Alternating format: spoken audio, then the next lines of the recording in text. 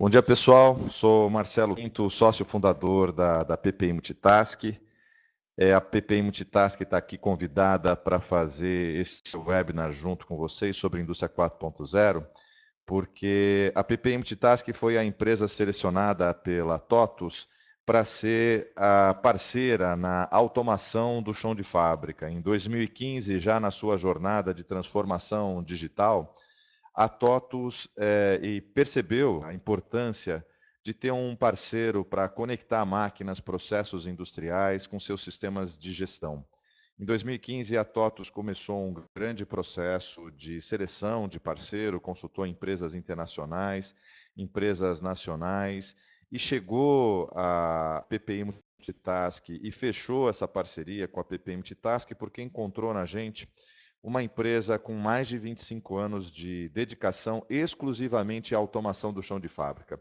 Então, a PPI Multitask, ela tem uma divisão de MES, né, que é o que deu origem ao TOTUS MES, e também uma divisão de automação industrial. Então, a PPI Multitask, ela, além de ter uma divisão de MES, que vocês vão conhecer hoje melhor, ela também faz automação industrial de máquinas e processos, programando CLPs, programando supervisórios, sistemas BET, automação de máquinas, conformidade com NR12. Então, tem uma série de especialidades no chão de fábrica que agregam ao nosso conhecimento de TI para manufatura, né? E a gente trabalha com todos os conceitos conectados a APICs, conectados a Lean, Six Sigma, manutenção produtiva total.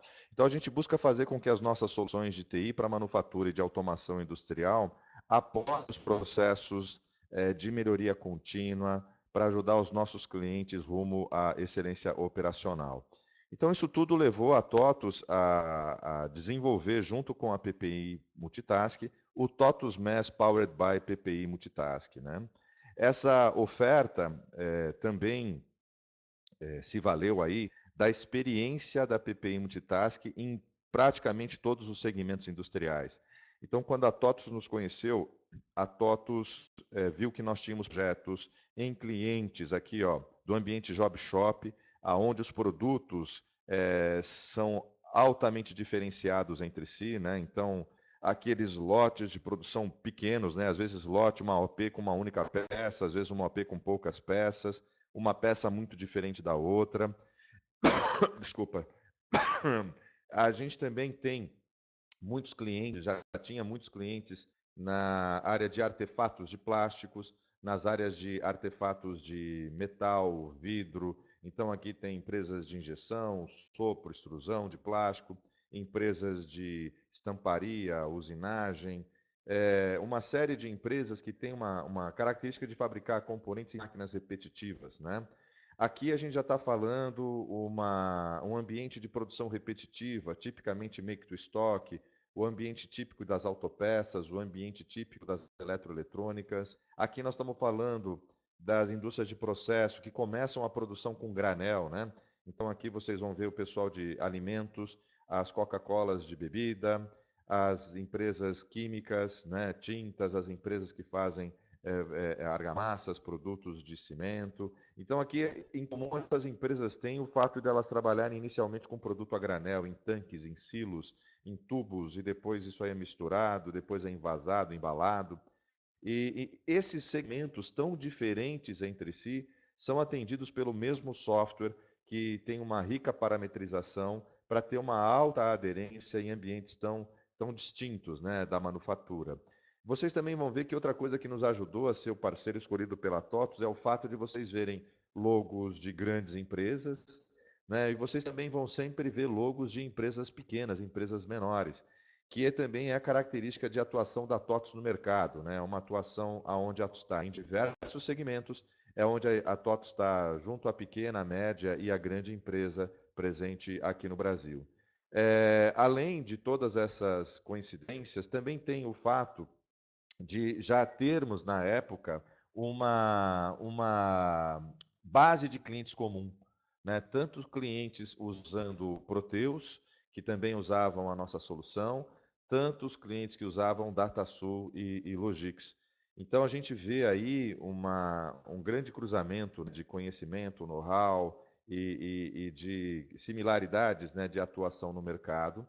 E isso levou a gente a desenvolver em conjunto, a quatro mãos, o TOTUS MES. Aqui, antes de eu falar do MES, hoje a minha ideia é fazer uma introdução à indústria 4.0 para vocês, entenderem como é que o MES pode ajudar vocês nessa jornada. Essa introdução à indústria 4.0, ela está baseada na minha experiência pessoal. Eu fui para a Alemanha em 2016 e eu fiz uma imersão nos polos de inovação em indústria 4.0 da Alemanha. Então, tudo que vocês vão ver daqui para frente é baseado no material da Acatec, da Academia de Ciências e Engenharia da Alemanha e tudo aquilo que eu vivenciei na Alemanha, né? Mas antes é importante a gente falar que hoje indústria 4.0 é um termo que remete à manufatura avançada, à indústria inteligente e tem paralelos em todos os países desenvolvidos, né? Todos os países desenvolvidos, eles lançaram uma iniciativa similar à indústria 4.0 da Alemanha. Cada país tem a sua particularidade. Uma coisa é você falar de indústria 4.0 na Alemanha, um país altamente industrializado, um país fabricante de máquinas e equipamentos também, além de ter uma indústria forte local. Outra coisa é você falar de indústria 4.0 nos Estados Unidos, que foi um país que, relativamente à Alemanha, se desindustrializou. Um país que está retomando a industrialização baseado em alta tecnologia. Outra coisa é falar na China, né? Que é um país que vem desenvolvendo a produtividade da sua indústria, desenvolvendo a qualidade da sua indústria. Eles têm outros objetivos e também têm muito mais dinheiro para fazer qualquer coisa que qualquer outro país do mundo. Tem uma outra estratégia. O Japão tem também uma estratégia, um país que tem uma indústria forte, um país que já tem uma indústria automatizada, robotizada. Então, esse conjunto de países, eles desenvolveram uma política industrial para apoiar a sua indústria local, mas, vamos dizer assim, respeitando características locais. E por que, entre tantas iniciativas, eu compartilho com vocês especificamente a da Alemanha, né? Porque pesquisando todas essas iniciativas, visitando a Alemanha, visitando outros países, a iniciativa da Alemanha tem muito a ver, muito mais a ver com a realidade brasileira do que as outras, dos outros países. Então, agora, eu vou entrar no material específico da Catec. Esses próximos slides são slides que vocês conseguem encontrar no Google. Na verdade, vocês dão um Google, Acatec, Indústria 4.0, vocês vão achar uma série de arquivos PDF que vão ter todo o detalhamento do que eu estou apresentando. Aqui as figuras são Ctrl+C, Ctrl+V desses materiais da Acatec, traduzidas para o português. Bom, por que indústria 4.0? Acho que muitos de vocês já ouviram essa historinha, mas eu gosto de repetir aqui, né? O pessoal da Alemanha teve a sacada de associar o momento que a gente vive com a quarta revolução industrial, né? Para mim só tinha uma, mas eles subdividiram aí a evolução da indústria, aquela primeira que estão nos nossos livros de história, né? Da indústria que trouxe a mecanização com máquinas movidas a água e a vapor, né? Os primeiros teares foram a primeira iniciativa de mecanização da produção que até então estava concentrada na mão do artesão, né? E a segunda revolução industrial, no início do século XX, foi em função da introdução da energia elétrica, né? Então as linhas puderam ser construídas, né? Correntes, correias, esteiras transportadoras, e aí entrou aquele grande conceito de produção em massa, porém uma produção altamente padronizada, né? E isso daqui a gente pode falar que o maior expoente da segunda revolução industrial foi o Fordismo. Aquela imagem, né, da produção em linha, aquela imagem do Ford T, todo idêntico, todo preto, né? Então, Ford dizia que você podia comprar um Ford T de qualquer cor, mas desde que fosse preto.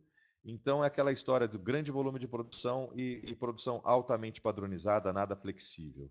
Depois veio a terceira revolução industrial, com a introdução dos CLPs, dos CNCs controlando as máquinas, os robôs, os primeiros robôs no chão de fábrica, que permitiram a gente ter uma vamos dizer assim, uma maior flexibilidade na produção, né? Então, a máquina programável permitiu setups mais rápidos, os robôs permitiram ajustes mais rápidos de linha, e com isso, o maior expoente que a gente pode falar da terceira revolução industrial foi o toyotismo, né? Que trouxe o conceito de produção puxada pela demanda, de redução de estoques, de redução de desperdícios.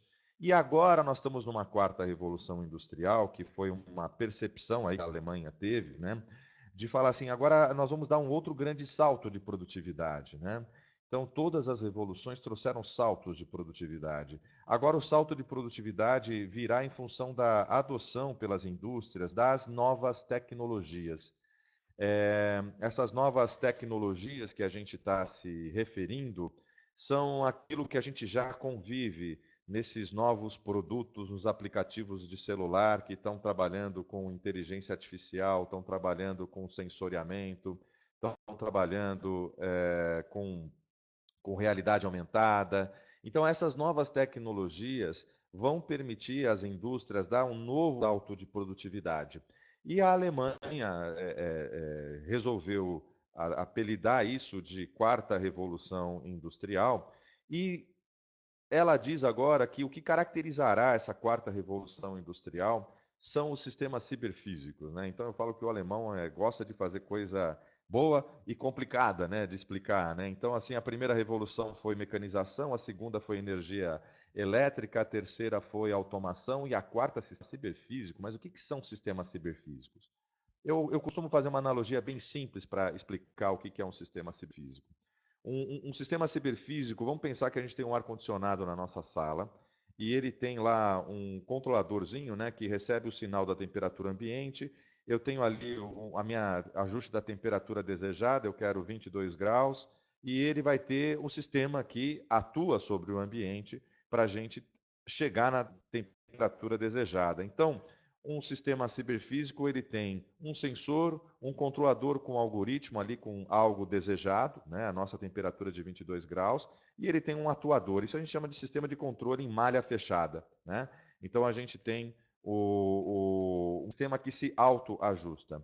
A ideia da indústria 4.0 é fazer a mesma coisa, né? Hoje a gente já tem na máquinas controladores de temperatura, controladores de outras características do processo, que se autoajustam, né? Então o CLP recebe um sensor, ele tem um atuador hidráulico, ele tem um atuador pneumático, ele tem um atuador elétrico, ele tem um sistema de controle em malha fechada em si, só que faz a máquina ser repetitiva, que faz a máquina se autoajustar, né? Em vários aspectos. E a gente tem uma outra possibilidade aqui de enxergar que esses sistemas de controle em malha fechada, que até então estavam restritos a uma única variável, que é a temperatura, um sistema de controle em malha fechada, que hoje você, na máquina, né, a máquina se autoajustando para determinadas características, a ideia agora da indústria 4.0 é que nós vamos ter sistemas de malha fechada para controlar a fábrica inteira, para controlar a fábrica, a logística, todos os elos que compõem uma cadeia de valor, né? Então a gente começa a chegar. Só um pouquinho. O mouse não aparece. Ah, tá. Eu tô falando aqui, apontando com o mouse e o meu mouse não aparece. Pointer. Agora eu estou colocando. Beleza, obrigado aí pela dica, Marson. Uma pequena interrupção aqui para ficar melhor aí para vocês poderem acompanhar o meu mouse na minha explicação. Obrigado. Bom, o que eu estava falando é que a ideia da indústria 4.0 é que nós vamos ter sistemas ciberfísicos, sistemas de controle em malha fechada, agora no nível da máquina, no nível da linha, no nível da fábrica, no nível dos elos da cadeia de fornecimento e no nível da cadeia como um todo. Então, esse é o sonho, essa é a visão que começou-se já a construir mundo afora, né? Então, hoje, a ideia é a gente ter cada vez mais sensores, a gente ter cada vez mais Big Data, a gente ter cada vez mais inteligência artificial atuando como o algoritmo, e a gente ter cada vez mais atuação, autoajuste e nos diversos níveis entre a máquina, a fábrica, a logística e a cadeia de suprimento como um todo.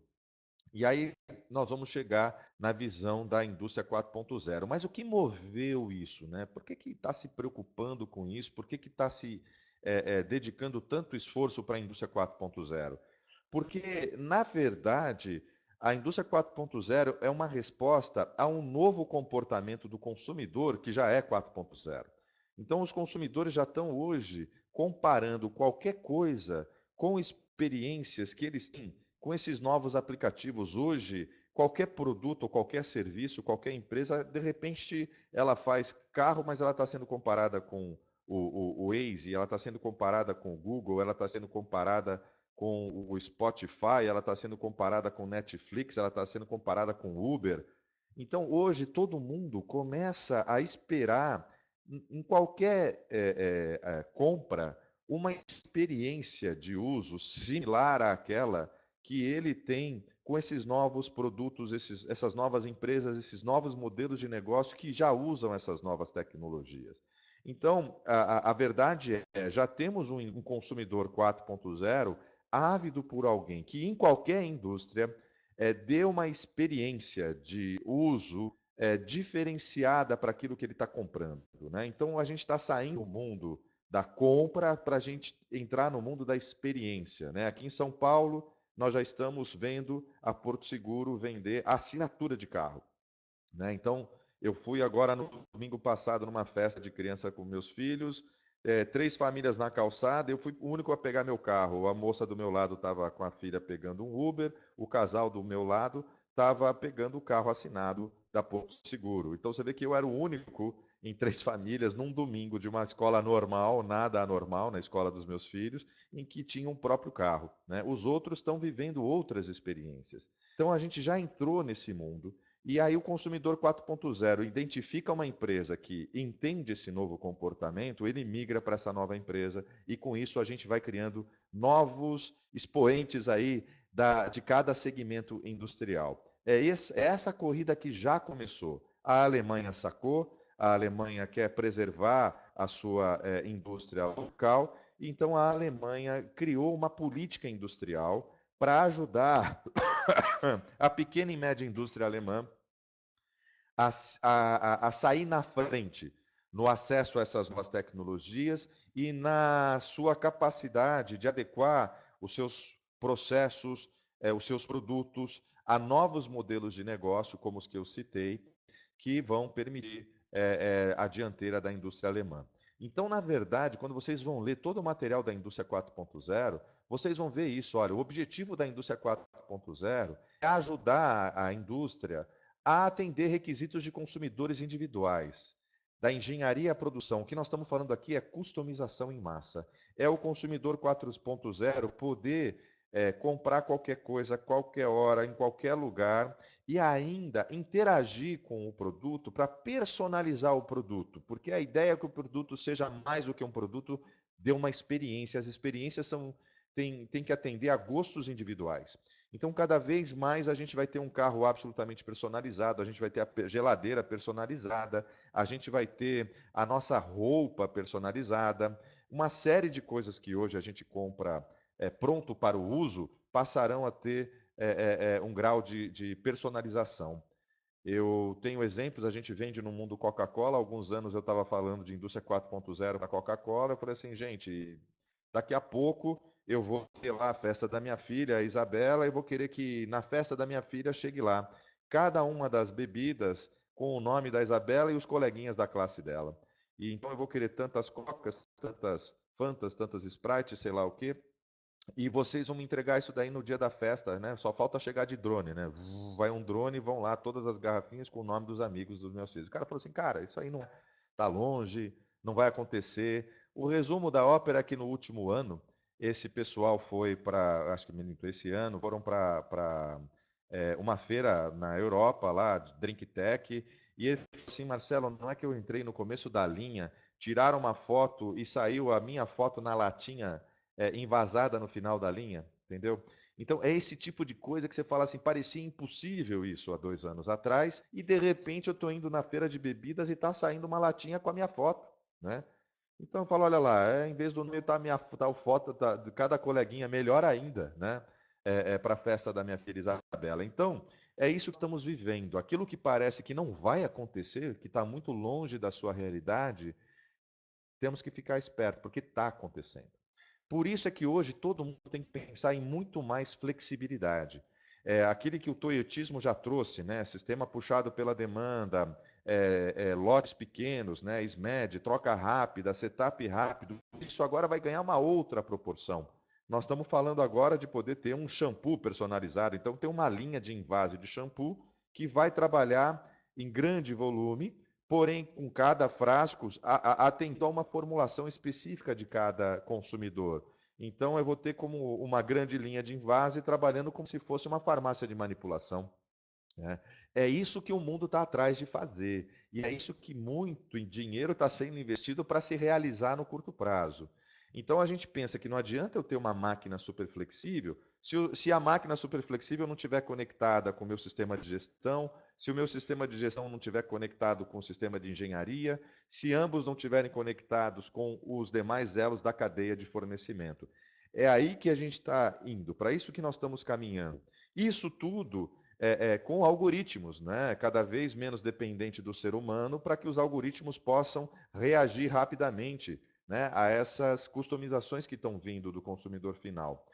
Para isso acontecer, eu preciso ter uma fábrica transparente, eu preciso ter uma logística transparente, eu consigo enxergar o meu fornecedor de matéria-prima, da onde eu estou.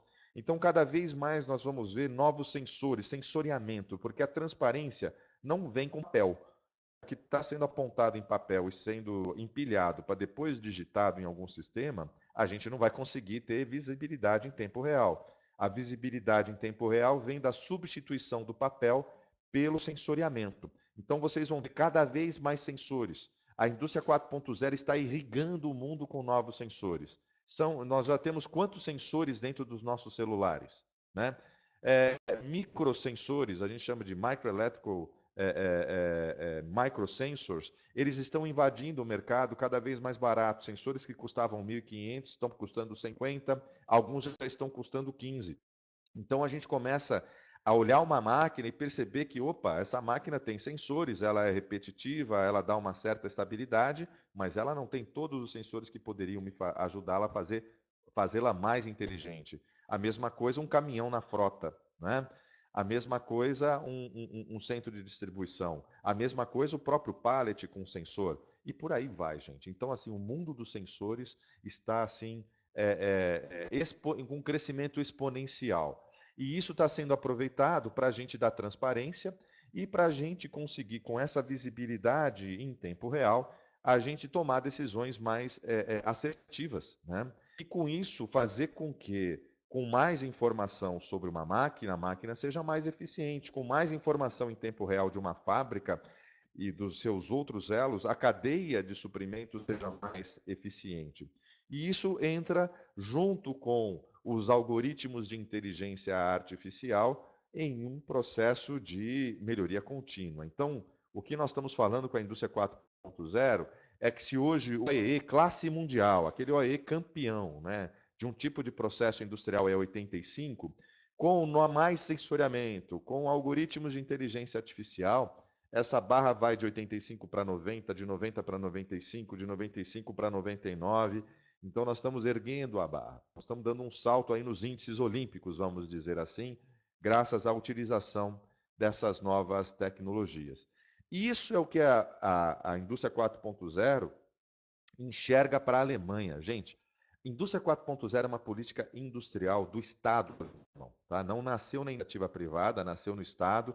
O Estado organizou um ecossistema que já estava consolidado de inovação na Alemanha, organizou recursos financeiros, organizou os papéis de quem faz pesquisa aplicada, e o principal objetivo da indústria 4.0 da Alemanha é permitir o acesso a essas novas tecnologias para as pequenas e médias indústrias alemãs. Então, a política industrial 4.0 não está voltada para as gigantes alemãs. A gigante alemã já está fazendo isso há muito tempo. Ela está voltada, na verdade, a ajudar que a cadeia de valor da gigante acompanha. Nós estamos falando que hoje o grande desafio da indústria 4.0 alemã é você ter um grande fornecedor que vai se super automatizando, mas o resto da cadeia dele não está no mesmo nível. O resto da cadeia tipicamente é uma empresa média, uma empresa pequena. Então, eles estão ajudando com isso a fazer com que as pequenas e médias alemãs se atualizem com as novas tecnologias. Então, o dinheiro é para pequena e média. Com isso, eles enxergam, a gente vai conseguir manter essa cadeia na Alemanha e conseguir, com isso, manter os empregos, manter a indústria na Alemanha, manter os empregos na Alemanha. A indústria 4.0 da Alemanha, ela também tem um viés social. Ela entende que, mantendo a indústria na Alemanha, ela vai conseguir fazer a manutenção dos empregos na Alemanha. Naturalmente, aquilo que é feito por um operador passa a ser feito por um técnico, aquilo que é feito por um técnico passa a ser feito por um engenheiro, aquilo que é feito por um engenheiro passa a ser feito por um PhD, aquilo que é feito por um PhD passa a ser feito pela inteligência artificial. Então a gente vai ter muita coisa, eu estou brincando, a inteligência artificial vai primeiro robotizar as tarefas mais repetitivas, mas vai chegar, nós já temos aí as previsões de termos inteligências artificiais mais inteligentes do que o homem, né? Então o que a gente tem aqui é toda uma estratégia para garantir a pequena e média indústria alemã gerando emprego na Alemanha, né? Agora, quando eu falo que eu tenho uma relação direta com a política industrial alemã, eu a divulgo no Brasil, porque isso aqui tem muito a ver com o Brasil, vocês vão entender por quê. Na minha ida à Alemanha, o maior valor da viagem foi que, junto comigo, eu fui numa missão, eu não fui sozinho, eu fui numa missão e junto comigo estavam uma série de representantes do ecossistema de inovação brasileiro que eu ignorava até eu ir para a Alemanha. Então, eu falo, essa é uma característica bem brasileira, né? Para eu conhecer o ecossistema brasileiro, eu tive que ir para a Alemanha, porque aqui não tem divulgação nenhuma disso. Lá na Alemanha, eu conheci a Embrapi. A Embrapi, a maioria das pessoas não conhecem, mas todo mundo conhece a Embrapa, né? A Embrapa, a empresa brasileira para pesquisa no agrobusiness, é a fundação do sucesso brasileiro no agronegócio, né? Então, a gente tem na Embrapi a mesma intenção da Embrapa. A diferença é que a Embrapa nasceu lá atrás e montou seu centro de pesquisa, que hoje geram tanta produtividade para o agrobusiness brasileiro. A Embrapa nasceu mais recentemente, ela não tinha dinheiro e nem tempo para fazer isso. Então, a Embrapi, ela criou outra estratégia. A Embrapi, gente, é a Embrapa da indústria, né? É inovação industrial, os dois Is aí. E a gente tem na Embrapi, hoje, um centro de credenciamento de centros de pesquisa aplicadas aqui presentes no Brasil. A Embrapi correu o Brasil e fez chamadas de credenciamento de centros de pesquisas que já existem, especializados em materiais, especializados em laser, microusinagem, especializado em sistemas embarcados, especializados em bio, qualquer coisa, em agro, qualquer coisa. Então, hoje, se vocês entrarem em brapi.org.br, vocês vão ver centros de pesquisa que estão disponibilizando os recursos de pesquisa aplicada para nós da indústria brasileira. Você tendo um projeto de inovação que requeira um laboratório avançado, que requeira um PhD, que requeira um apoio de um centro de pesquisa, você leva esse projeto para a Embrapi, na verdade, no embrapi.org.br, identifica o centro de pesquisa que pode ajudar a resolver o seu problema de usinagem, o seu problema de laser, o seu problema de composto, plástico e qualquer coisa. E você enxerga nesse centro de pesquisa um potencial de resolver o seu problema. E o centro de pesquisa vai te falar assim: olha, para resolver o seu problema, nós temos um projeto aqui de 100 dinheiros. 100 mil, 1 milhão, 10 milhões. Vamos supor que seja 1 milhão.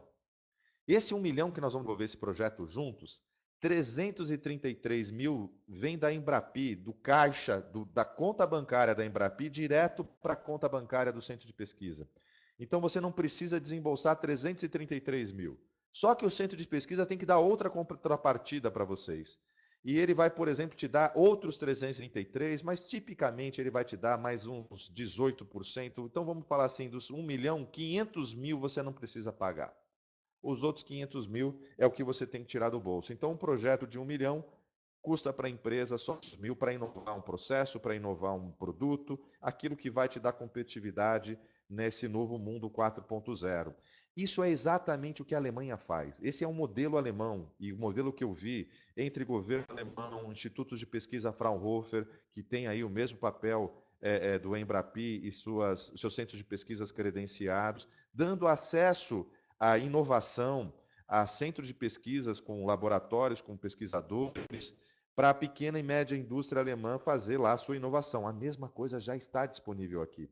O dinheiro do Embrapi, gente, está na conta, ele não é contingenciável por nenhuma das medidas do governo brasileiro, como que o Temer fez aí de contingenciamento. O dinheiro está lá. Hoje tem dinheiro sobrando e falta projeto de inovação da indústria. Podem ir atrás, se for um projeto de inovação, vocês vão conseguir acessar esses recursos não reembolsável. Então, de você ter 1 milhão 500 mil, você tem de graça, sem necessidade de reembolsar. Quando eu estava na Alemanha, o maior projeto do Instituto Fraunhofer era fazer a, a, vamos lá, uma transferência de tecnologia do Fraunhofer para os institutos de inovação do Senai. Então, a Alemanha estava ajudando o Senai a transformar mais de uma dezena de unidades Senai em unidades de inovação. Hoje o Senai, essas unidades de inovação estão prontas também para te ajudar em desenvolver inovações no seu produto e no seu processo. Além disso, tem FAPESP. A FAPESP ela tem também editais para você trazer pesquisadores para dentro da sua empresa, e a FAPESP paga a bolsa desse pesquisador. Então, eu aqui na PPI Multitask tenho 5 pesquisadores pagos integralmente pela FAPESP. Eles estão me ajudando nos meus projetos de inovação 4.0 da Solução MES, e quem está pagando isso a fundo perdido é a FAPESP. Eu também tenho aqui o apoio da FINEP. A FINEP, qualquer projeto de inovação indústria 4.0, nós temos aqui uma parte do nosso investimento financiado com 2 anos de carência, 6 anos para pagar, com juros de longo prazo, né? A TJLP na época que a gente fechou isso daí. Dependendo da empresa, você vai ter também apoio do Sebrae. Esqueci de colocar aqui o BNDES, que também tem linhas dedicadas para a indústria 4.0. Então, hoje a gente tem dinheiro. Parte desse dinheiro é subvenção, não reembolsável, ou seja, é de graça, fundo perdido. Parte desse dinheiro é dinheiro de juros de longo prazo, juro baixo, para você inovar o seu processo. Então, o que eu sugiro a vocês é avaliem aí as suas oportunidades de inovação e contem com esse ecossistema de inovação brasileiro. Ele está fazendo o mesmo fomento que as indústrias alemãs têm direito na Alemanha. Tá? E hoje o que falta é projeto, falta dinheiro. Daqui a pouco, a hora que a economia brasileira crescer, naturalmente a gente vai encontrar os gargalos de dinheiro e naturalmente nós vamos encontrar os gargalos também de mão de obra capacitada para nos ajudar em projeto. Então eu falo assim, nós estamos com um momento único, gente, tem uma janela aberta com dinheiro e recursos humanos capacitados para a gente poder fazer esses projetos. Daqui a pouco todo mundo vai estar engargalado, essa é a hora. E vocês vão ver que isso está acontecendo, inclusive através de demonstradores. A PPI Multitask e a TOTUS estão juntas no demonstrador de Célula Indústria 4.0 no Senai São Caetano, aqui em São Paulo, onde a gente demonstra uma linha usando o TOTUS RP, usando o TOTUS MES, orquestrando uma linha de customização em massa, onde todos os produtos são diferentes entre si. Isso foi demonstrado na FEIMAF de 2017. Né? Nós também temos, mais recentemente, o trabalho que a gente fez na FEIMAC 2018, uma feira que também teve o mesmo conceito, também com participação TOTUS, PPI Multitask e Senai. E isso daí tem um outro videozinho a respeito que, se vocês buscarem FEIMEC 2018, vocês vão achar na internet. Né? Então, a gente já tem demonstração viva da nossa capacidade, o Senai já tem cursos 4.0, muitas instituições estão fazendo também os seus cursos 4.0 para formar a mão de obra que a gente vai precisar. Voltando agora, então, para o material da Acatec, eu fiz aqui agora um parênteses para mostrar que tudo que está acontecendo na Alemanha, na devida proporção, né, entre Alemanha e Brasil, também está acontecendo no Brasil. Basta a gente querer participar que a gente já consegue jogar esse jogo. Eu estou voltando agora para o material da Acatec para falar assim, mas como é que a gente joga esse jogo? Como é que eu começo a minha jornada rumo à minha indústria 4.0, né? Então, num primeiro material lançado pela Acatec, os fundamentos da indústria 4.0, eles sugerem de baixo para cima uma jornada, né? Começar com uma integração vertical da sua fábrica. Integração vertical é você pensar que a sua máquina já tem um CLP, que tem seus sensores, seus atuadores, mas essa máquina é uma ilha. Como é que eu faço? Conecto essa ilha verticalmente, aí a ideia é sair do CLP para o MES, do MES para o ERP. O MES ele tem um papel central na indústria 4.0. Todas as indústrias referências 4.0 que a nossa missão visitou na Alemanha começaram a sua jornada com o MES. Começaram fazendo a integração dessas ilhas, né, dessas máquinas mais ou menos automatizadas, mas de qualquer maneira ilhas que hoje são conectadas via papel, digitação, para serem conectadas via um sensoriamento, né? Então eu aproveito o sensor que está conectado ao CLP, me conecto ao CLP, ou eu coloco um sensorzinho, uma eletrônica, só para conectar essa máquina e eu saber se essa máquina está produzindo, está parada, conhecimento básico da máquina. Seja o que for, eu começo a integrar isso tudo via o MES para o RP para chegar numa fábrica sem papel. Então, esse primeiro passo, a ideia é uma fábrica paperless, aonde não há apontamento de produção em papel, é tudo via MES, não há apontamento de qualidade em papel, é tudo via MES, ocorrências de manutenção, controle de movimentação de materiais. Então, tudo isso passa a ser feito pelo MES. Eu vou ter um slide mais à frente, onde eu explico como essa integração vertical evolui para fábrica inteligente. Mas antes, eu quero também falar que é muito importante no conceito da indústria 4.0, dado que o seu objetivo é atender a customização em massa, que a nossa engenharia, né, a engenharia do nosso produto, a engenharia da nossa linha, da nossa máquina, da nossa fábrica, seja digitalizada. CAD, 3D. Então imagine que você tem um 3D na sua máquina. Imagina que você está inovando ali a sua linha, você tem um 3D da linha que você vai montar. Essa linha você começa na engenharia, no 3D, usar a capacidade que hoje os sistemas de engenharia nos dão de simular esse 3D. Então nós vamos fazer essa linha produzir virtualmente, né, no nosso ambiente de engenharia 3D simulado, e ali identificar já eventuais problemas de projeto. Opa, olha, aqui no 3D eu já estou vendo que eu preciso ajustar o projeto aqui, ali. Então você começa a otimizar o seu projeto antes de produzir a linha. Quando o teu projeto é otimizado, aí você constrói a linha e a linha já parte de um projeto otimizado.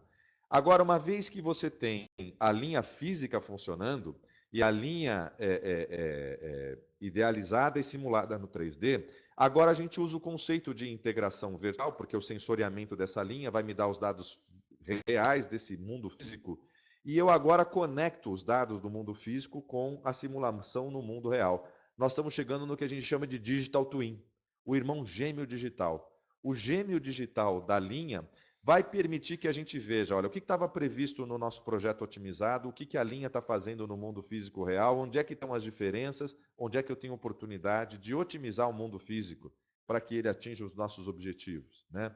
Acompanhar a vida agora dessa linha e ver como é que essa linha se comporta ao longo da sua utilização, né? Nos anos de utilização, para que a gente vá identificando se ela se deteriora, como que ela se deteriora, onde ela se deteriora, o que a gente pode fazer para restabelecer as condições iniciais de produtividade e qualidade dessa máquina. O mesmo conceito do gêmeo digital que eu dei para a linha está valendo para o produto. Então, produtos de bens de capital, bens duráveis, né? Então, o teu carro, a tua geladeira, o teu liquidificador, o teu celular, o teu monte de coisa, cada vez mais serão produtos com gêmeos digital, é o IoT, né? Internet das coisas. Então, a gente vai ter cada vez mais a nossa geladeira monitorada pelo fabricante e ele podendo ver a vida dessa geladeira, né? Como ela se comporta. Né? Aí você vai falar assim, poxa, mas isso está longe da nossa realidade. Olha, bens que eu estou falando duráveis, nós já temos caso. A Deca é cliente da PPI Multitask, a Deca é dona da marca Hydra de chuveiros. Se você der um Google aí, chuveiro Hydra Safira, Deca, vocês vão ver que o chuveiro Hydra vem com app. O chuveiro Hydra já é um IoT. A Deca já está transformando o seu negócio de chuveiros, o seu negócio de metais e louças sanitárias, em um negócio de smart home. Então, nós temos aí já um exemplo brasileiro de uma empresa brasileira mudando o seu modelo de negócio. Né? Então, hoje ela está indo cada vez mais, não para vender peças bonitas, de design, duráveis, mas está vendendo peças inteligentes. Tá legal? Dá um Google que vocês vão ver o chuveiro IoT da Deca já disponível no mercado, está se vendendo nas melhores lojas do ramo. Então, isso é o que já está fazendo a maior parte do mercado, né? Começando projetos nesse sentido, porque aí eu consigo ter a minha fábrica cada vez mais inteligente, o meu produto cada vez mais inteligente. Então você vai juntando fábricas inteligentes, produtos inteligentes, você começa agora a enxergar a integração horizontal. Então eu vou agora acompanhar o meu produto ao longo da cadeia de valor, eu vou acompanhar o meu produto quando chega no consumidor, eu vou acompanhar o meu produto ao longo da vida sendo utilizado pelo consumidor. Isso daí é a visão completa da indústria 4.0. Né? Aí depois o produto volta, entra a logística reversa, de reciclagem, etc, etc, etc. Né? Essa visão, a gente vai falar assim, poxa, Marcelo, mas já tem uma cadeia 4.0 na Alemanha? Né? Não, não tem uma cadeia de suprimento 4.0 ainda. Mas não só na Alemanha, no mundo inteiro. Os elos de diversas cadeias de suprimento estão investindo nessa direção, fazendo projetos para que as suas fábricas fiquem mais inteligentes, fazendo projetos para que os seus produtos fiquem mais inteligentes e, com isso, habilitando, né, a pouco, todos os elos dessa cadeia a se interligarem e fazerem com que essa cadeia seja mais inteligente. Ok? Bom, mas pera lá. Como é que eu faço uma fábrica ficar mais inteligente? A indústria 4.0 na Alemanha, ela prega que a gente vá lá, passe o maçarico nas máquinas velhas e crie uma máquina, desculpa, compremos máquinas modernas, mais inteligentes e façamos a nossa fábrica mais inteligente? Não. A indústria 4.0 na Alemanha, os centros de pesquisas existem para ajudar a pequena e média indústria que não tem dinheiro para fazer uma fábrica nova do zero com máquinas supermodernas. O dinheiro disponível, os pesquisadores, os laboratórios disponíveis, eles estão lá para ajudar a pequena e média indústria alemã a dar upgrades nas máquinas que já existem. Então a gente fala assim, a indústria 4.0 da Alemanha é voltada para brownfield. Brownfield é aquela fábrica que já existe, não é para o greenfield. Vou construir uma fábrica do zero. Quando você constrói uma fábrica do zero, você vai comprar tudo do novo, do melhor. Não, a indústria 4.0 é para o pequeno e médio, para aquela fábrica que já existe, para as máquinas que já existem. Como assim? Vamos lá. Existe um outro documento da Acatec que chama-se Índice de Maturidade da Indústria 4.0, que explica muito bem como você pode fazer passo a passo a sua indústria mais inteligente. Eles falam assim, olha, existe uma era ainda pré-indústria 4.0, então notem que a gente tem aqui um digitalization e depois o indústria 4.0. A era do digitalization é o que a gente começou nos anos 70. Tá? Então você entra hoje no Brasil, você tem um parque industrial de máquinas com 30 anos, 25 anos, 15 anos, 10 anos, 5 anos e eventualmente lá algumas máquinas novas. Tá? Essas máquinas de 30 anos, elas já têm a automação, o mínimo, que permite, que faz ela ser uma máquina estável, repetitiva, que garante um certo ritmo de produção, que garante um certo padrão de qualidade de produção, uma certa produtividade. Isso é o que todos vocês têm na sua fábrica. Tá? Então, isso daqui naturalmente vai evoluindo, você vai modernizando, fazendo um retrofitting, né? Reformando o equipamento, você coloca um controlador mais inteligente, você coloca mais sensores ou não, você está feliz com a sua máquina, com o que ela produz. E o segundo passo para pré-indústria 4.0 é a conectividade. Então, tem a sua máquina há 30 anos, seja ela modernizada ou seja ela com comando original, tem a sua máquina há 2 anos ou 1 mês, essas máquinas todas têm que ser conectadas ao MES e o MES ao ERP. Então, como é que a gente faz isso? Na pré-indústria 4.0, a gente vai pegar a máquina como ela já existe e se o controlador dela não permitir ser conectado em rede, a gente vai então colocar uma eletrônicazinha simples que permite, no mínimo, a gente saber se a máquina está produzindo. Um clique da máquina, como se fosse um interruptor de luz. É um clique. Um clique, eu pego um sinal digital, eu sei se a máquina está produzindo, eu sei se a máquina está produzindo no tempo padrão ou se ela está produzindo mais lenta do que o padrão. Eu sei se a máquina está produzindo e data, hora, minuto, segundo que ela parou. A duração da parada. E quando a máquina voltou a produzir. Então, isso é o que a gente faz. Eu faço isso desde 1995. Desde 1995 que a gente faz sensoriamento em máquina para monitorar em tempo real parada, produção, ritmo e o famoso OEE. Né? Então, o passo 2, ele pode ser um primeiro passo tão simples como esse. Tá? O passo 2 pode ser um passo em que, além disso, eu agrego lá o código de barras, eu agrego o sinal do medidor de vazão, da célula de carga, de balanças, e eu começo, então, a substituir o apontamento manual em papel pelas funcionalidades típicas de um MES. Né? Isso vamos dizer assim, a jornada do passo 2. Isso é o básico, gente. Isso é pré-indústria 4.0. Mas então o que vai fazer depois do MES ligado ao RP, ligado à máquina, a minha fábrica ficar mais inteligente?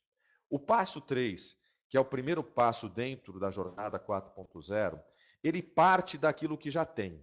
Então, seja um CLP com seus sensores, o CLP conectado ao MES, o MES conectado ao RP, seja aquela máquina de 30 anos que só tem uma eletrônicazinha que me dá o clique de produção parada, ligado ao MES, o MES e o RP, essa é minha base do passo 1 e do passo 2, que vai somar ao passo 3. O que é o passo 3?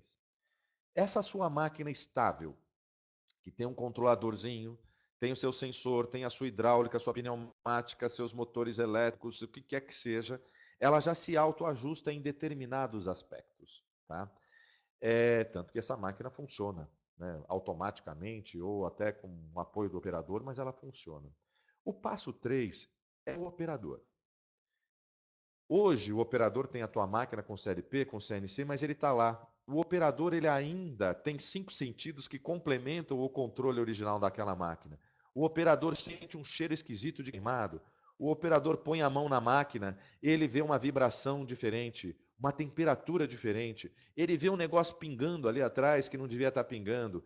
E nada disso afetou o controle da máquina. A máquina continua trabalhando, mas o operador percebe anormalidades, né? Ele percebe a normalidade porque ele está ali presente vendo. Então, qual que é a ideia?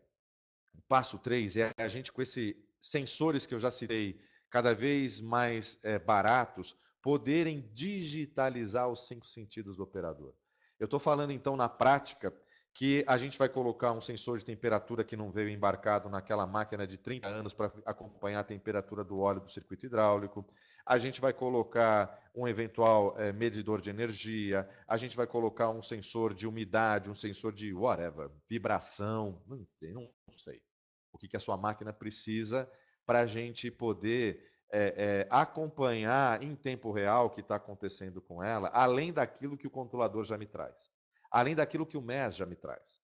Então, nós vamos começar a ter uma visibilidade maior simplesmente pela adoção de novos sensores. Então, nós vamos adicionar sensores secundários aos sensores originais da máquina. Essa visibilidade vira um dashboard, né? Vira uma TV, um cockpit, com mais informação digitalizada. Então, um operador mais novo, que não tem tanta experiência, ele já vai ver que tem alguma coisa estranha numa variável ali, sem depender da experiência daquele operador de 30 anos, de 15 anos, de 5 anos de casa, né? Isso já vai ajudar. Agora, o passo 4 é pegar essas variáveis novas, esses sensores novos, junto com os dados do MES, junto com os dados do CLP. E agora, falar assim, caramba, eu posso ter muito mais informação da minha fábrica, né? Mas espera um pouquinho, tem algo que possam, tem algo aí que me incomoda muito nessa máquina. Eu vou dar um exemplo, eu já falei de Coca-Cola, eu vou dar um exemplo de novo da Coca-Cola. Vamos falar assim, o volume de Coca-Cola dentro da garrafa, né? Todo mundo sabe que o Inmetro não deixa nenhum fornecedor de bens de consumo ter menos do que está indicado no rótulo, 1 litro.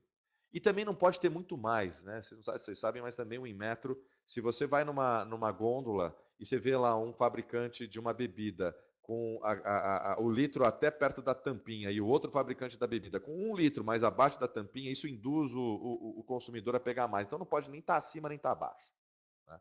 Então hoje numa linha de invase, expulsa, né? Você joga fora 1 litro que tenha menos do que o desejado ou mais do que o desejado.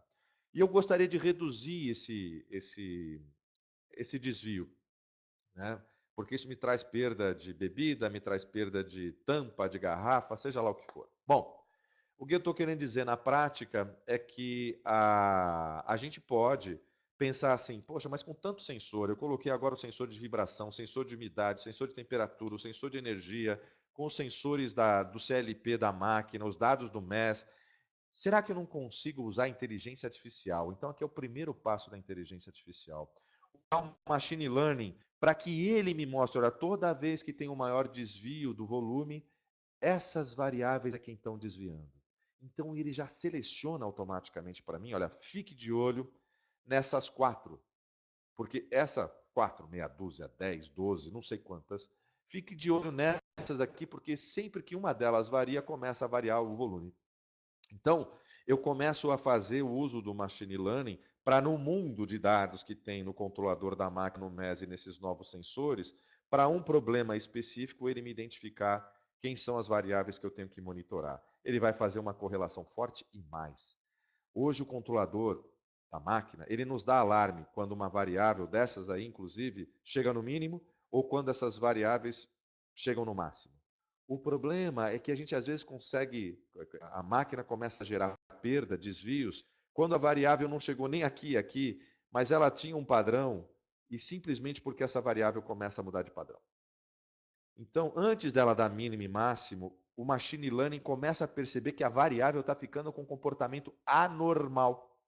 Então, a gente entra no passo 4 para as correlações daquilo que nos importa realmente para um problema específico e para a gente reconhecer o que é padrão e o que é anormal e alarmar antes de um mínimo e máximo, alarmar para o operador uma variável que já saiu do padrão normal, está indo para uma anomalia que daqui a pouco vai gerar um desvio no volume líquido dentro da garrafa.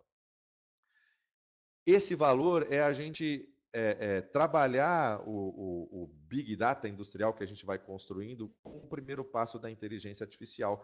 Mas no passo 5, mais do que isso, ele está olhando o passado e o Machine Learning agora nos ajuda a desenvolver um algoritmo que permite, com base no nosso conhecimento passado dessas variáveis que influenciam o volume líquido na garrafa, a gente agora consegue predizer, meu amigo, essa anomalia aqui, ó, com base no meu algoritmo de machine learning, me diz que em 10 minutos, se você não fizer nada para ajustar essa variável, você vai começar a gerar volume fora e vai começar a expulsar a garrafa da linha. Tá legal? Então agora eu te dou 10 minutos para você ir lá e resolver essa variável. Então a gente entrou no mundo da predição online, né? A automação da mãe de Ná. É você fazer com que a gente consiga prever antecipadamente o que vai acontecer na tua linha e você tenha tempo de reagir antes que esse desvio realmente aconteça. O 5, né, para o 6, a diferença é que o machine learning agora, com todo esse histórico, né, de variáveis, de correlação forte, de anormal, normal, de algoritmos de predição, a gente vai para os algoritmos de prescrição. Olha, daqui 10 minutos, se você não fizer nada, vai sair garrafa fora do padrão. Agora, eu já sei, pelo histórico, que você tem que ir lá e mudar a velocidade da linha, você tem que ir lá e mexer na temperatura, você tem que mexer na pressão. Se a temperatura, a pressão, a velocidade da linha, elas estão, por exemplo, como um set point do CLP da linha, o sistema de inteligência artificial, conectado à rede industrial, ele envia para o CLP da linha um novo set point de velocidade, temperatura e pressão. Tá? E a máquina se autoajusta.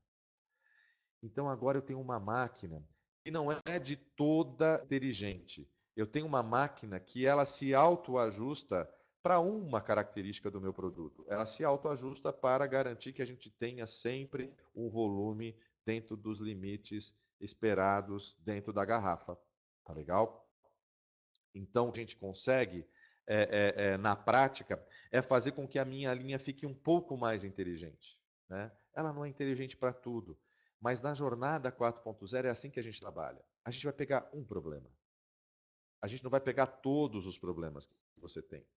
E passo a passo, nós vamos trabalhando com uma série de projetos, cada um resolvendo um problema e fazendo passo a passo a sua linha mais inteligente. De repente, essa tua linha, ela começa a, a ficar mais inteligente. Aí você vai pegar o próximo processo mais inteligente, o outro processo anterior mais inteligente, e a gente começa a ter a nossa fábrica inteligente. Enquanto nós estamos fazendo isso na nossa fábrica, o meu fornecedor de matéria-prima está fazendo isso na fábrica dele, a minha logística está fazendo isso com o caminhão, né, com o operador logístico com seus recursos logísticos, o CD com seus recursos dentro do CD, e com isso cada elo da nossa cadeia vai ficando mais inteligente.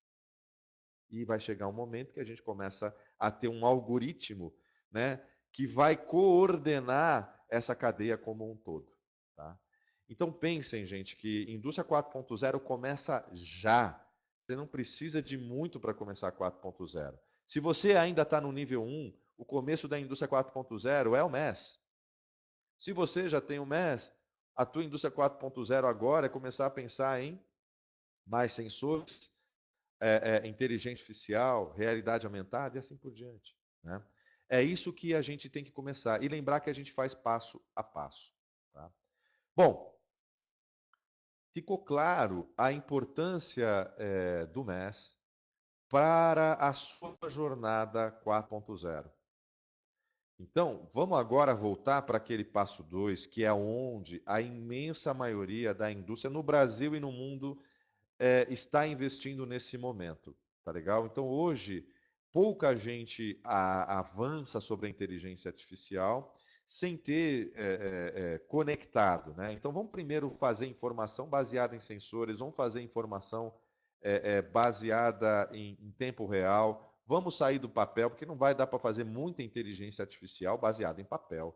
Então, nosso primeiro passo é fazer o uso daquele conceito que nasceu na década de 90. Né? Foi quando eu comecei a trabalhar com o MES, quando eu conheci a MESA, eu vi a organização das ideias, dos conceitos e dos padrões que iam permitir a conexão das máquinas aos sistemas de gestão, usando esses sistemas MES aí como orquestradores dessa comunicação. Então, desde a década de 90, que a gente fala que o MES vem fazer a ligação direta entre o RP, o planejamento, e entre a automação, a máquina, o processo produtivo, que é a execução.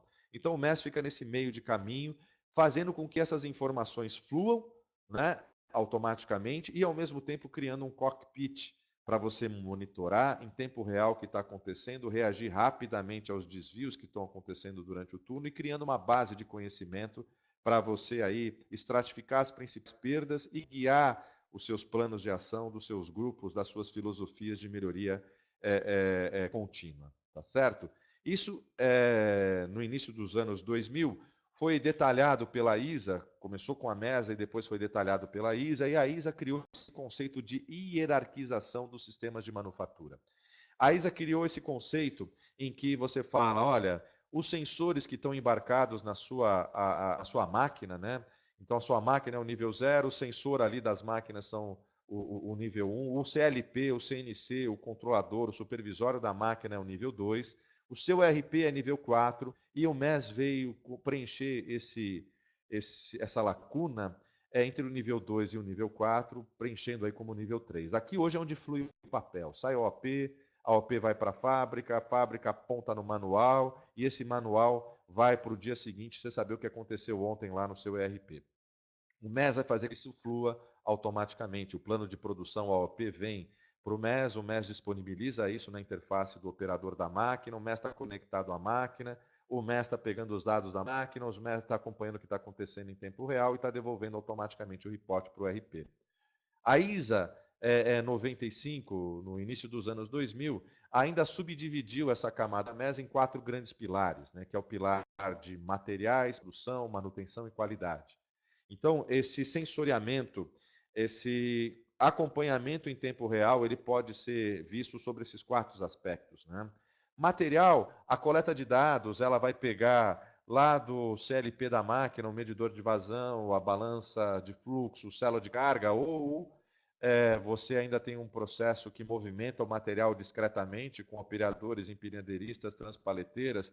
Você vai ter o operador da movimentação do material usando coletores radiofrequência, com leitores de código de barra, com leitores de QR Code ou com leitores de RFD, ainda usando balanças conectadas ao MES. Então, você vai usar o maior grau de automação ou com um menor grau de automação, que é aquilo que um operador movimenta a peça, né? Você vai usar meios de automatizar o apontamento dessa movimentação de materiais. Então, se eu estou num ambiente de indústria de processo, onde o material está se movimentando entre silos, tanques, tubos, bombas, você tipicamente aí tem uma instrumentação que me fala quantos litros ou quantos quilos eu estou tirando de um silo para um misturador, né? De um tanque para uma enchedora. Então a gente usa essa automação embarcada, mas na manufatura discreta, autopeça, indústria de usinagem, injeção, transformação de plástico, eletroeletrônica, é muito comum ainda parte desse material ser movimentado manualmente e a gente usa coletor radiofrequência com código de barras. Com isso, a gente elimina o apontamento online e a gente também busca eliminar as baixas por engenharia, eliminar o backflush. A gente está vendo realmente quanto que saiu do almoxarifado para a máquina. E com a integração, a interação entre esse pilar de materiais do TOTUS MES com o pilar de produção do TOTUS MES, olha o que a gente faz. Eu vejo via o que quer que seja, célula de carga, medidor de vazão, ou simplesmente um código de barras, uma balança contadora, que eu fraciono o material que eu estou mandando para a máquina, eu vejo que eu mandei 100 para essa máquina, dessa matéria-prima. Vamos supor que entre produção e matéria-prima a relação é 1 para 1. Agora, com aquele sensoriamento que eu já falei da integração vertical, né? Com aquele sensoriamento da máquina, que pode ser um simples clique, uma eletrônicazinha na máquina, tá vendo aqui, ó? Eu tenho uma eletrônicazinha que vai pegar um clique da máquina e vai mandar isso para o MES. Eu consigo ver que a máquina, por exemplo, produziu 80. A máquina parou, baixei a operação. O operador devolveu não utilizados, né? Mandou 100, fez 80. Ele devolveu não utilizados 13 de matéria-prima. Mas não deveria ser 20? 100, 80, devolveu só 13? O MES fala para o operador, cadê os outros 7? Em tempo real, o MES ele faz um balanço de materiais. E ele indica para o operador, temos alguma coisa errada. Hoje você baixa isso, na maioria das vezes, por engenharia. Você vai baixar que consumiu 80. E você acha que você tem 20 no seu estoque. Mas lá no estoque tem 13. Isso é o que a gente chama de diferença de inventário. Então, hoje, diariamente, ordem após ordem, com baixa por engenharia, nós estamos gerando diferenças de inventário, que você vai dar um jeito de identificar semanalmente, mensalmente, anualmente, não sei como que é o seu processo. A ideia do TOTUS MES é que essa diferença de inventário não nasça. Ele fala para o operador, diferença, você tem agora que me indicar o porquê que essa máquina está devolvendo só 13. E aí eu falo que a cena do crime está lá. A fumaça da onde veio o tiro está lá, o corpo caindo no chão, o sangue jorrando. Então você tem todas as evidências de falar assim, puxa, foi aquele saco que rasgou e caiu 13. Desculpa, caiu 7 no chão. Né? E qualquer outra coisa que acontece em todo o chão de fato. Então o operador tem ali a oportunidade de fazer aquele apontamento. Olha, estou perdendo 7 de matéria-prima. Então 13 voltaram e 7 foi uma perda. Desse lote do produto, pode ser que o problema seja na embalagem do fornecedor. Com esse operador, pode ser que o problema se repita com o operador. Nessa máquina, pode ser que o problema seja no ambiente onde o camarada vai jogar o saco na máquina. Então, ele tem ali uma contextualização daquela perda. Então, toda vez que se repete uma perda de material, eu tenho uma contextualização da máquina, do turno, do operador, do lote do fornecedor, da ordem de produção do item que está produzindo, que vai me dar informação para eu falar assim, opa, não é que isso sempre acontece nesse contexto? Então, vamos achar a causa raiz e vamos fazer um plano para evitar que essa perda recorra. Né? Esse é o jeitão do TOTS trabalhar. É o pilar de materiais interagindo com o pilar de produção. O pilar de produção é aquele que me permite saber quantidade, né, que produziu, me permite saber ritmo de produção, me permite saber início de parada, duração da parada, me permite monitorar o OEE em tempo real. Gente, durante a crise da indústria, muita empresa investiu com a gente para a automação do monitoramento online do OEE, junto com o monitoramento da movimentação de materiais, para dois grandes fins. Garantir informação precisa para o bloco K, porque esses dois juntos amarram o balanço de materiais e garantem que a gente tem informação precisa de consumo real, alta curacidade de inventário, reporte correto das ordens de produção. Isso tudo garante informação precisa para você enviar o bloco K para a Receita Federal sem medo de ser feliz. Mas isso também traz uma gestão à vista online da sua fábrica, que te ajuda a identificar e reagir rapidamente a perdas de produtividade. E ganhar produtividade é fundamental com alta ou baixa ociosidade, porque quando você ganha a produtividade, você reduz custo. Você ganha músculo para você competir lá fora, onde os preços estão bastante baixos por causa da ociosidade geral que tem quase em todos os lugares.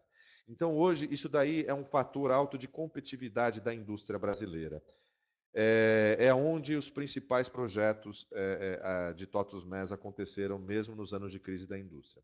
E hoje, cada vez mais, a gente vê as empresas se recuperando capacidade, a utilização da capacidade, recuperando o nível de pedidos. Ainda não está ideal, mas a gente vê que quem fez a lição de casa está se dando bem. Também tem uma interação entre o pilar de produção e o pilar de manutenção.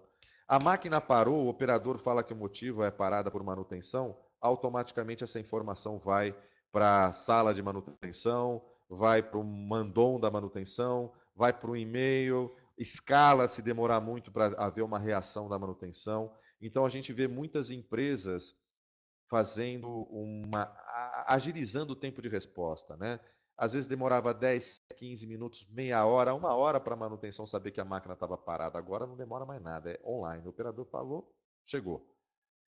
Também há uma interação entre o pilar de produção com o pilar de qualidade. A máquina está produzindo e eu tenho um plano de controle. Olha, a cada 100 peças, a cada uma hora, dá o alarme para o operador parar, tirar as amostras e fazer a inspeção de qualidade. Né? Ou dar o alarme para o operador fazer as amostras de um controle estatístico de processo. Né? Então, a gente tem aí um alarme para o operador, ele tem acesso ao plano de controle, então cartas X/R, cartas farol, ou simplesmente os campos com as variáveis que ele precisa medir e apontar. Então, a gente está tirando o papel, né, do CEP, a gente está tirando o papel da inspeção.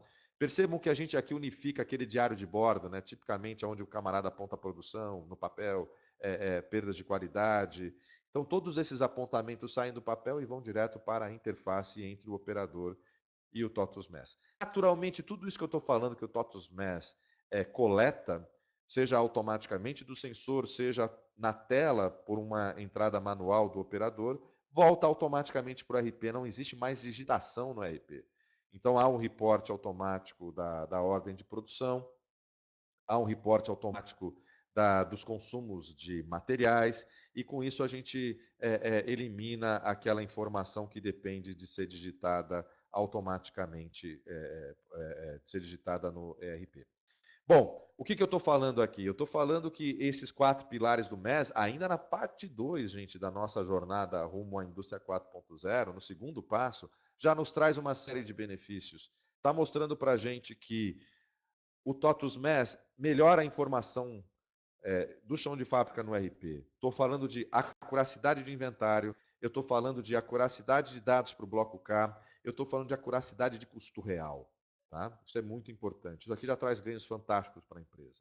Mas, naturalmente, vocês viram que a gente consegue, com o pilar de materiais, ter o consumo real e também a rastreabilidade, né? Quais os lotes que foram consumidos, quais os lotes produzidos, e agora você passa a ter com o TOTUS MES, no clique do mouse, a rastreabilidade de produto acabado para matéria-prima ou de matéria-prima para produto acabado online no seu computador.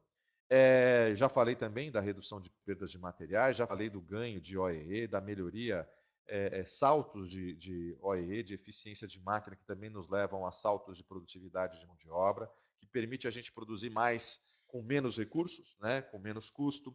Também o fato da gente monitorar índices de refúgio, retrabalho, de fazer CEP online, inspeções online, a gente consegue se antecipar a problemas mais graves de qualidade, reduzir perdas de qualidade, além de, junto com a rastreabilidade, todo esse controle online, atender mais facilmente a requisitos e normas do mercado onde você está.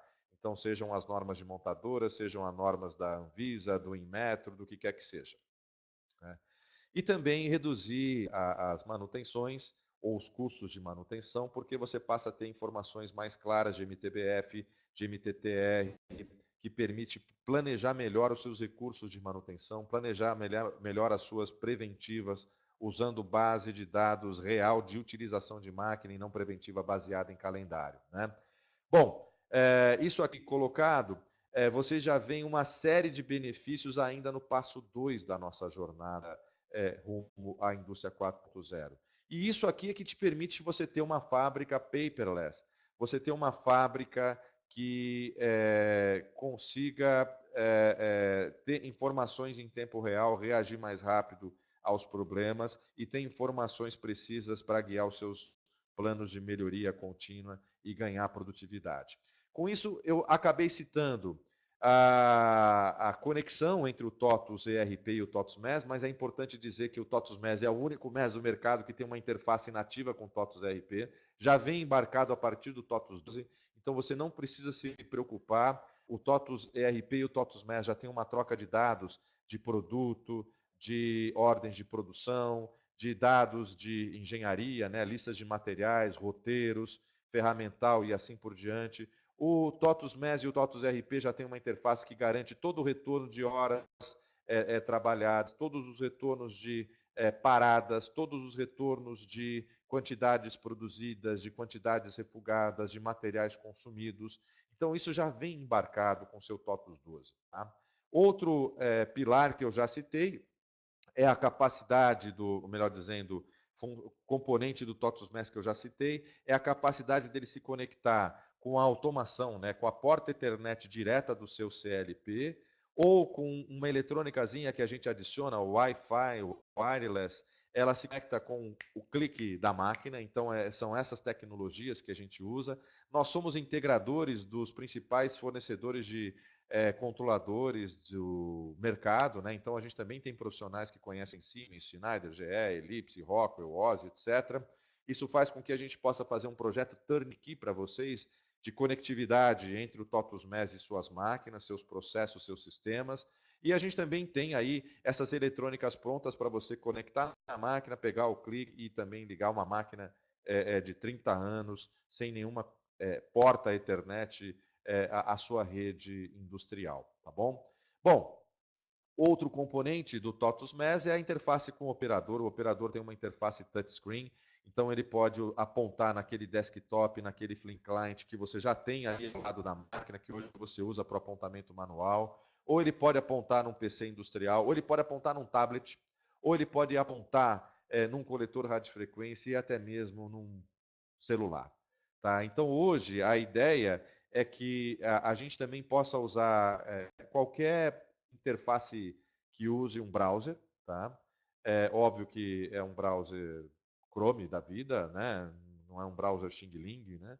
Então, aí você tem restrições para alguma coisa muito pobrezinha em termos de browsers dedicados, mas um browser padrão Chrome da vida, você tem uma operação touchscreen para o seu operador interagir para trocar uma ordem, para apontar um motivo de parada, para fazer uma inspeção de qualidade, onde ele faz uma medição manualmente, ou o resultado de uma inspeção visual. Outro componente é o View Web. Então, você tem esse monitoramento pelo operador, mas você tem também esse monitoramento via web em páginas que você pode acompanhar o andamento da sua produção em qualquer hora, em qualquer lugar. E também você tem as TVs que a gente chama de andons, que você vai colocar sobre a máquina, sobre a linha. Qualquer pessoa andando pela fábrica vê o andamento da máquina no turno. Você tem um andon para o camarada receber o chamado na ferramentaria, para o camarada receber o chamado na manutenção, na área de engenharia, e aí vocês têm aquela colaboração online entre o operador, a máquina e as áreas de apoio à produção para reagir rapidamente aos problemas que estão acontecendo durante o turno. Esse monitoramento aqui também é o que permite você acessar gráficos de Pareto, gráficos de tendência, de qualquer indicador, qualquer KPI que seja importante para a sua empresa, tá bom? Bom, aqui com um exemplo de ROI, a gente tem muitos cases onde os clientes que usam o monitoramento online do OEE partem aí com o OEE médio de mercado de 65% e podem chegar estratificando, como o TOTS-MES estratifica todas as paradas planejadas, não planejadas, todas as perdas de velocidade, os motivos de perda de velocidade, os motivos de refúgio e retrabalho que fazem a sua máquina entregar só isso daqui dentro desse tempo disponível, né? Hoje, com o TOTUS MES, a estratificação, esse monitoramento online, as empresas começam a mirar aí patamares de classe mundial, usando o MES junto com filosofias de melhoria contínua, como TPM, Lean, Six Sigma. Né? Naturalmente, isso é uma jornada, você não salta de um 65 para 85, mas aqui eu tenho um exemplo de ganho do OEE, em que você tem um patamar de 60% e você ganha 10% só. Né? Então você sai de 60% para 66%. Isso aqui é um DRE, um demonstrativo de lucro, de resultado econômico de uma empresa, que mostra que se você fatura 100, gasta 25 com material, 24 de mão de obra e hoje lucra 9 com um OE de 60, com um OE de 66, você tem dois cenários aqui, né? Um primeiro cenário onde eu tenho, hoje eu vendo menos, tá? Do que eu gostaria, eu tenho ociosidade, não vou vender mais porque aumentei minha produtividade. Mesmo assim, você vai continuar faturando os mesmos 100, que seu gargalo hoje está no mercado, mas você reduz o custo de mão de obra dado ao aumento de produtividade da máquina e da mão de obra, e seu lucro sai de 9 para 10,90. Aqui é o outro cenário. Olha, eu estou trabalhando 4x7, estou trabalhando 3 turnos, ou estou trabalhando um turno cheio e eu quero absorver mais demanda sem fazer um turno 2, beleza? Então aqui esse ganho de produtividade vai te levar com um turno só, você faturar agora 110 e não 100, mas com os mesmos, com o mesmo turno, com o mesmo número de máquina, com o mesmo número de operador. Nesse cenário aqui, você vai gastar o mesmo de mão de obra, vai gastar proporcionalmente mais de material, porque você está faturando 10% a mais, vendendo 10% a mais, e o seu lucro sai de 9 para 14. Então, um ganho de OE de 10% está gerando lucro aí adicional de 21% a 62%. Ok? Então, isso daqui é um grande motivador para você começar a sua jornada 4.0, pelo menos com o pilar de OE do TOTUS MES. E é isso que a TOTUS está oferecendo para os seus clientes hoje. A TOTUS empacotou, além do TOTUS MES, um conjunto de outras ofertas para ajudar vocês numa, vamos dizer assim, jornada 4.0. Né? A gente tem aqui uma sugestão da TOTUS, isso pode ser personalizado, de você pensar numa jornada onde você começa primeiro, não com todos os 4 pilares do TOTUS MES, mas com o pilar de OEE. Só fazendo um monitoramento para ganhar e capturar esse ganho de lucro em função da melhoria da produtividade. Junto com a OEE, a TOTUS também oferece o Fluig, tem um pacotinho do Fluig, o Fluig é um produto TOTUS que ajuda você a melhorar a produtividade do back-office. Né? Ele é um produto de colaboração online entre as áreas de uma empresa que ajuda vocês com workflows, com cockpits, de processos de negócio. Né? Então, a ideia do TOTUS MES é melhorar a sua produtividade no chão de fábrica, a ideia do Flug melhora a sua produtividade do seu back-office, vamos dizer assim. Esse primeiro passo, você dá um foco maior em saltos de produtividade. O segundo passo é você usar o pilar de qualidade do MES. O segundo passo é você começar a digitalização do PDM, né, o seu desenvolvimento de produto, e também a você começar a usar os básicos de coleta de dados e código de barras que o próprio TOTUS disponibiliza para vocês através do ACD, do Data Collection, para que você comece a usar o código de barras e se prepare para o próximo passo, que aí é aquele passo Lean, é usar aquele início do código de barras para fazer o uso do pilar de materiais do TOTUS MES, começar a fazer o uso eventualmente daquilo que é puxado com o Kanban e eventualmente daquilo que é empurrado, vamos dizer assim, com a APS Lite da TOTUS. Né? Você também depois está se preparando para chegar no APS Full e começar a usar o RFD, as tecnologias de etiqueta inteligente da TOTUS, que permitir você rastrear o seu produto, por exemplo, da fábrica para o estoque de produto acabado e preparar para o próximo passo, onde esse RFD vai ser usado para você rastrear o seu produto na sua operação logística. Né? E aí entra junto com o RFD outras soluções da TOTUS para otimização da sua roteirização e rastreabilidade da sua operação logística. E acho que muitos de vocês já sabem, a TOTUS lançou o Carol, a Carol, né, que é a sua plataforma de inteligência artificial e também a plataforma de IoT, que é para você sair daquele passo 2 e começar a sua trajetória no passo 3, no passo 4, rumo ao passo 6, da sua máquina, da sua linha, da sua fábrica cada vez mais inteligente. Isso era o conceitual. Eu cheguei às 10h29, estou deixando aqui com vocês os meus dados de contato para eu poder receber perguntas específicas ou para a gente marcar um bate-papo e falar especificamente da sua realidade, da sua fábrica. Né? Agora, eu gostaria de deixar esses minutinhos finais para perguntas e respostas. Né? Eu vi aqui que durante a minha apresentação alguém perguntou se a conexão com máquina já pode também usar Arduino, alguma coisa do gênero. Sim, a gente já tem projetos onde a gente conecta o Arduino para fazer aquela adição de sensoriamento, né? Então, onde novos sensores vão estar conectados aí a Arduinos, mas a gente hoje usa na prática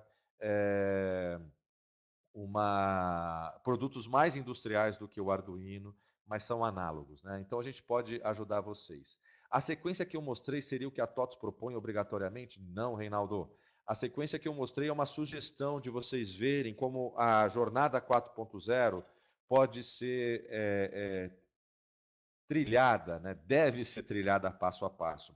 A TOTUS, nesse slide anterior aqui que eu mostrei para vocês, ela só fala assim, olha só, um exemplo de jornada.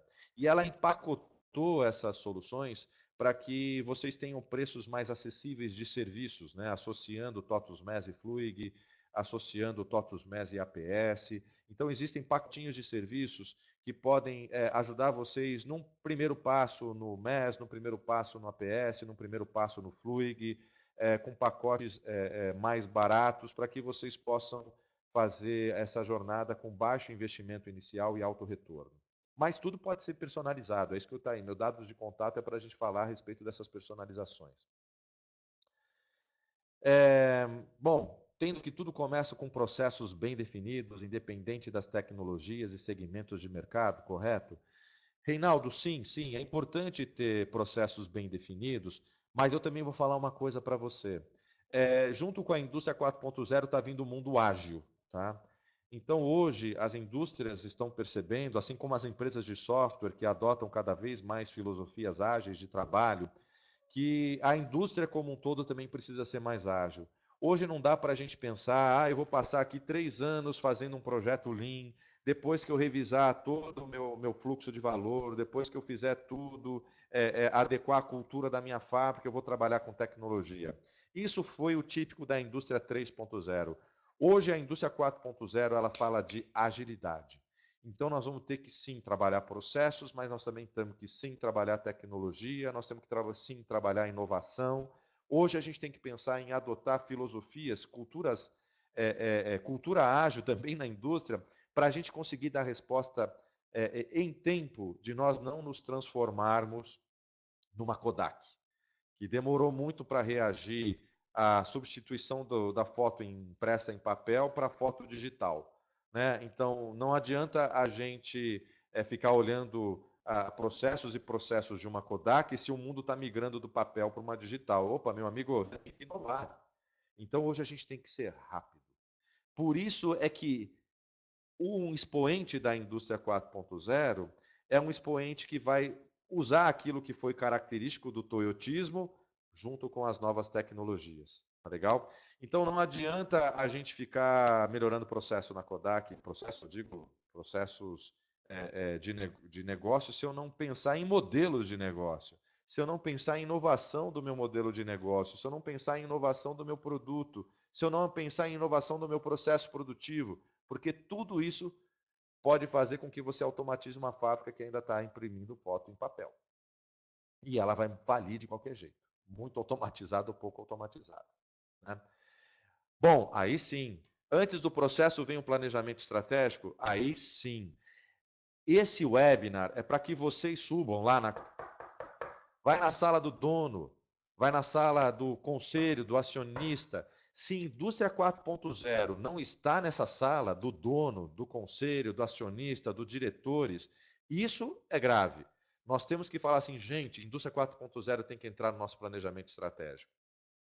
Inovação tem que entrar no nosso planejamento estratégico. MES tem que entrar no nosso planejamento estratégico. Né? Outras ferramentas de colaboração, de integração, tem que entrar no nosso planejamento estratégico. A gente tem que colocar a transformação digital no nosso planejamento estratégico. Esse é o objetivo desse webinar. Despertar em vocês essa consciência.